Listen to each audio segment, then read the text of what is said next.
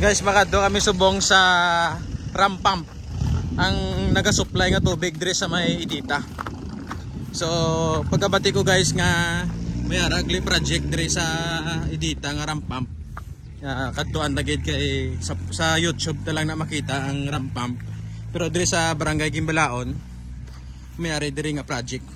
This is a private project. Amerikano kuno ang nag-sponsor sini guys. So tara guys, update nyo kami. Katuon ta ang ram pump diri sa Hacienda Idita, Barangay Gimbalaon.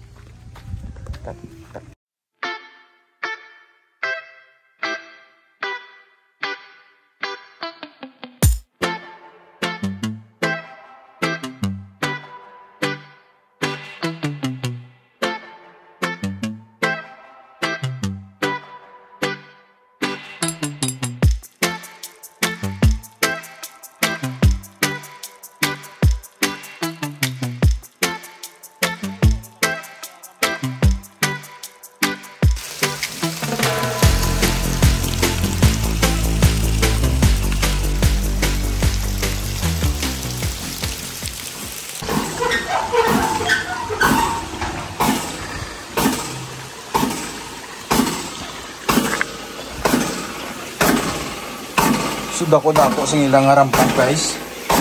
Umuni siya ang gabuga. Hinanglan puno gini ang dire nga ning area. Puno gid. Pero daw wala pressure no, daw steady lang niyang tubig. Steady lang sa ali natin daw. Dito naghatag pressure sa babaw. Tapos amo ning kapasaka. Hindi ning linya niya. Sa linya dito. So guys, amo ni ang ram pump nga naga-supply dito sa Hacienda Idita. Kag 35 ka mga balay ang nakabenepisyo. So salamat sa nag-sponsor sini nga project.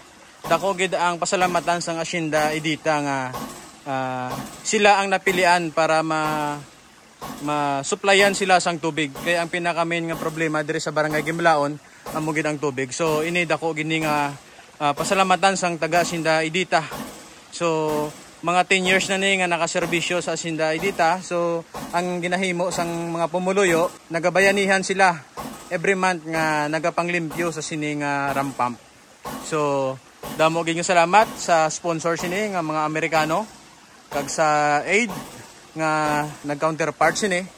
So dako gid ang pasalamatan sang pumuluyong Idita, Barangay Gimbalaon sa sini nga project nga ginhatag nyo sa ila. So guys, amo ni ang tangke no, sang ram pump. So diri na di ginatipon ang tubig. So ang schedule sang ila nga patubod aga kag alas 6. Alas 6 ang aga kag sa hapon.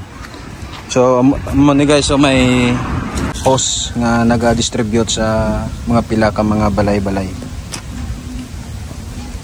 So amo ni guys ang hose nga naga-connect dito sa may ram pump, dito sa may dalom-dalom gid ka sa may suba gid ayon. So grabe nga project ni guys no. Hindi basta-basta kag nagapasalamat gid ang bilog nga Hacienda Idita sa sini nga proyekto